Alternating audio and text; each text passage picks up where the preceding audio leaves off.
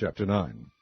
And Elisha the prophet called one of the children of the prophets, and said unto him, Gird up thy loins, and take this box of oil in thine hand, and go to Ramoth-Gilead. And when thou comest thither, look out there Jehu the son of Jehoshaphat, the son of Nimshi, and go in, and make him arise up from among his brethren, and carry him to an inner chamber.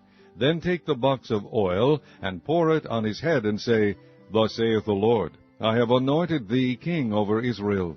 Then open the door, and flee, and tarry not. So the young man, even the young man the prophet, went to Ramoth-Gilead. And when he came, behold, the captains of the host were sitting. And he said, I have an errand to thee, O captain. And Jehu said, Unto which of all us? And he said, To thee, O captain.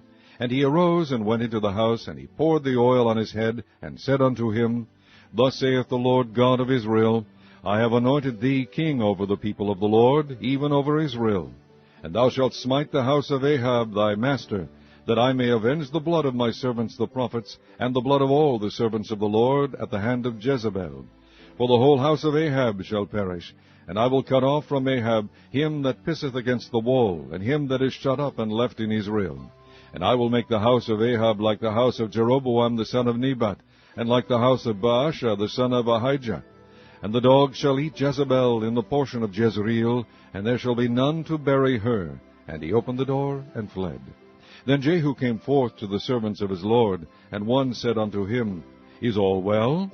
Wherefore came this mad fellow to thee? And he said unto them, Ye know the man, and his communication. And they said, It is false, tell us now. And he said, Thus and thus spake he to me, saying, Thus saith the Lord, I have anointed thee king over Israel. Then they hasted and took every man his garment, and put it under him on the top of the stairs, and blew with trumpets, saying, Jehu is king. So Jehu the son of Jehoshaphat the son of Nimshi conspired against Joram. Now Joram had kept Ramoth-Gilead, he and all Israel, because of Hazael king of Syria.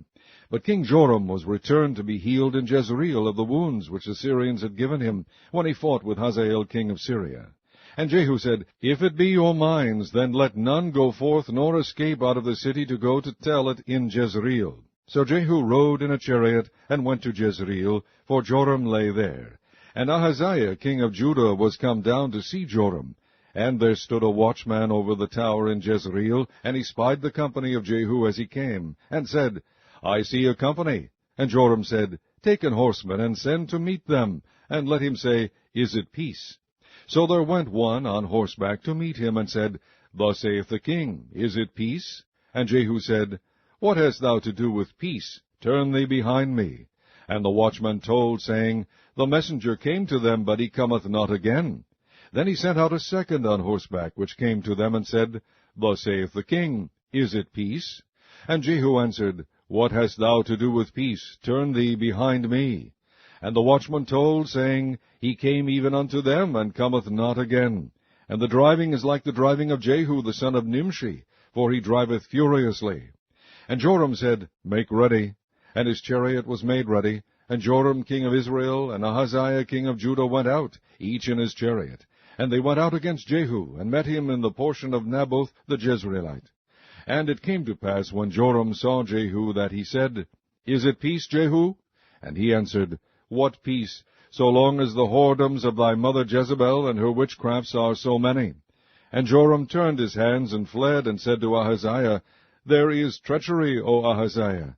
And Jehu drew a bow with his full length, and smote Jehoram between his arms, and the arrow went out at his heart, and he sunk down in his chariot.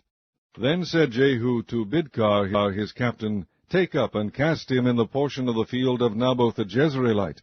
For remember how that, when I and thou rode together after Ahab his father, the Lord laid this burden upon him. Surely I have seen yesterday the blood of Naboth, and the blood of his sons, saith the Lord, and I will requite thee in this plat, saith the Lord. Now therefore take and cast him into the plat of ground, according to the word of the Lord.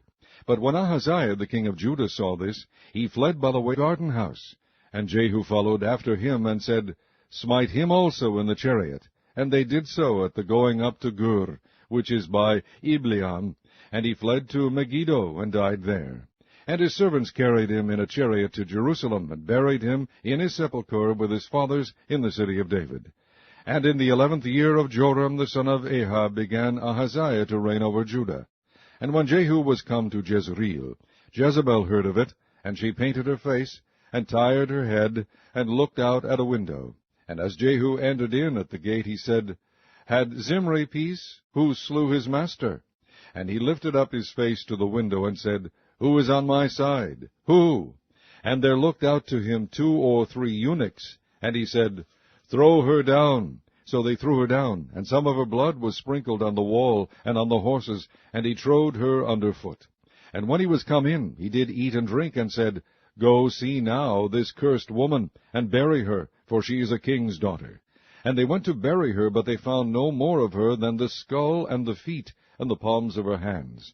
Wherefore they came again and told him, and he said, This is the word of the Lord, which he spake by his servant Elijah the Tishbite, saying, In the portion of Jezreel shall dogs eat the flesh of Jezebel, and the carcass of Jezebel shall be as dung upon the face of the field in the portion of Jezreel, so that they shall not say, This is Jezebel.